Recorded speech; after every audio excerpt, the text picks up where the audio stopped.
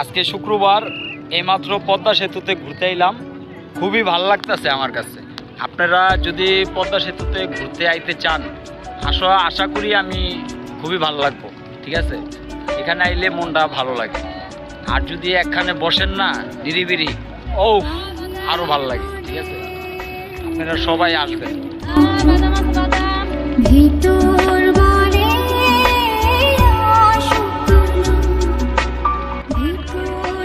ভালো না? এই যে আপনার যে বেরিবান, এই বেরিবানটার এখানে মানুষ বসে, খুবই ভালো লাগে বিকালবেলা।